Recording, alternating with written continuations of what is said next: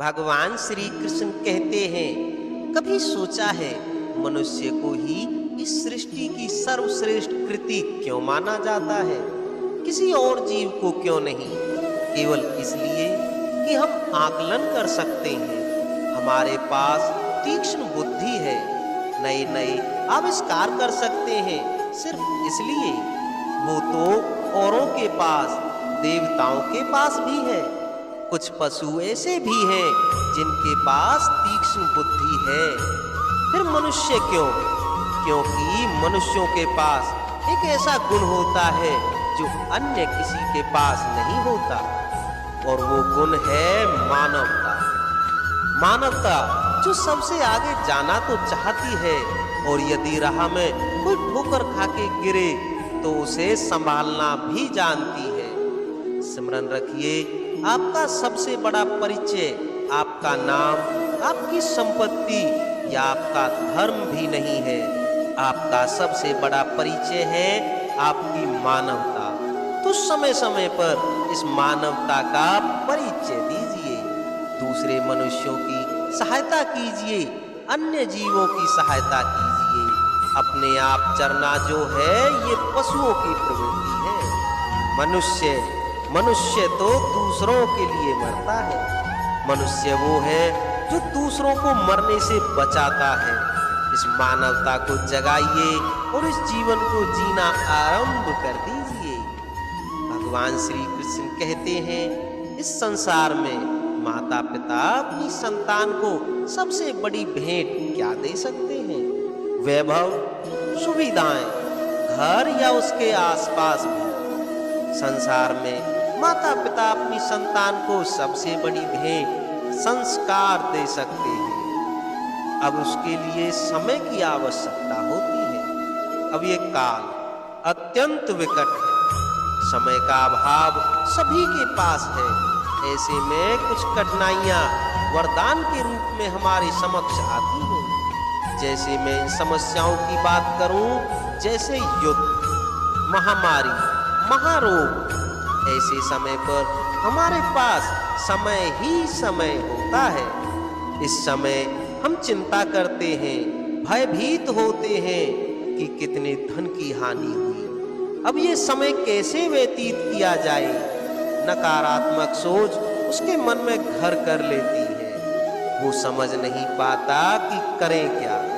मैं कहता हूं, चिंता त्याग दीजिए, इस भय को कहीं त्याग दीजिए और जान लीजिए एक महत्वपूर्ण बात, ये ईश्वर ने आपके लिए वरदान दिया है ताकि आप अपने कर्तव्य पूर्ण कर सकें। कर्तव्य अपने परिवार को समय देना, अपनी संतान को संस्कार देना। उनके पास बैठिए, कुछ विचार विमर्श कीजिए, कुछ बातें कीजिए, कुछ बातें वो बांटें, कुछ आप बांटो, कुछ आप सीखें, कुछ वो सीखें। उनके साथ खेलिए, उन्हें अपने पूर्वजों की कहानियां बताइए। ये सब करेंगे तो ना केवल उनका भविष्य उज्जवल होगा, बल्कि आप भी संतोष से भर उठेंगे। सब कुछ शुभ ही होगा। भगवान श्री कृष्ण कहते हैं, बालपन। अब बालपन के विषय में क्या ही कहें, अत्यंत विशेष होता है ये बालपन, और उसकी अनेक सारी बातें आज भी स्मरण हैं और आजीवन स्मरण रहेंगी। कुछ ऐसी बातें कि हमने कभी ठिठोली ऐसी कर दी जिससे माता पिता इतने रुष्ट हो गए कि उस दिन हमें भोजन ही नहीं मिला। होता है ऐसा, मेरे साथ भी हुआ है। परंतु कभी सोच के देखिए, जब हम भूखे रहे हैं तब क्या हमारे माता पिता के गले से निवाला नीचे उतरा है? कदापि नहीं। हम तो अभी बात कर रहे हैं माता पिता की, किंतु जब बात स्वयं की भी हो, हम भी कभी किसी जानकार के विषय में, किसी भिक्षक के विषय में ये जान लेते हैं कि वो भूखा है, तब भी हमारे गले से निवाला नीचे नहीं उतरता। और ये बात जो है, जब समाज पर बहुत बड़ी विपदा आती है, तब स्पष्ट रूप से ये बात सामने आती है। जैसे कोई महायुद्ध हो या महामारी हो, तब मन अशांत हो जाता है।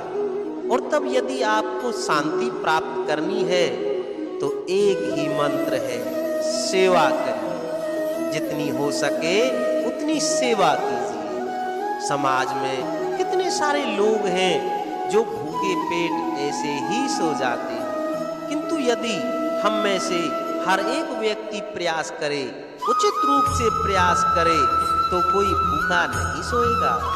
एक अत्यंत महत्वपूर्ण बात स्मरण रखिए, किसी दरिद्र, किसी भूखे को भोजन कराना ईश्वर को प्रसाद चढ़ाने से भी महान कार्य है, क्योंकि ईश्वर दरिद्र की पुकार में बसते हैं। और मान लीजिए यदि उस भिक्षुक ने आपका भोजन ग्रहण कर लिया और उसकी आत्मा तृप्त हुई, अर्थात ईश्वर ने आपका भोग ग्रहण कर लिया, क्योंकि ये मानवता, ये सेवा ही ईश्वर की सबसे बड़ी आराधना है। तो इस आराधना में विलीन रहिए। जितना हो सके किसी भूखे को, किसी भिक्षुक को भूखा मत रहने देना, क्योंकि जब किसी भूखे को आप भोजन कराओगे तो वो आपको आशीर्वाद देंगे, और उस भिक्षुक का आशीर्वाद आपके लिए ईश्वर का वरदान सिद्ध होगा। आपके सभी कार्य सफल होंगे। भगवान श्री कृष्ण कहते हैं, अधिकार ना साधारण सा शब्द है, ना व्यापार है, अपने आप में ही एक विशेष गुण है। ये अधिकार स्वयं ईश्वर ने मनुष्य को जीवन जीने का अधिकार दिया है। किंतु जब बात आती है स्त्री के अधिकार की, तो उस अधिकार के साथ कर्तव्य जुड़ जाता है। अब स्त्री के अनेक अधिकारों में से एक अधिकार है स्वयं का वर चुनना कि कौन होगा उसका अर्धांग। कोई ऐसा व्यक्ति चुनना जो स्वयं के साथ साथ अपनी पत्नी के साथ साथ परिवार के साथ साथ एक समस्त समाज का वर्चस्व ऊंचा करे। अब सोचिए, स्वयं का वर चुनना कितना बड़ा अधिकार है। योग्य वर चुनना उससे भी बड़ा कर्तव्य है। इसलिए स्त्री के अधिकार के साथ कर्तव्य जुड़ जाता है। अधिकार उस शब्द का महत्व और भी बढ़ जाता है।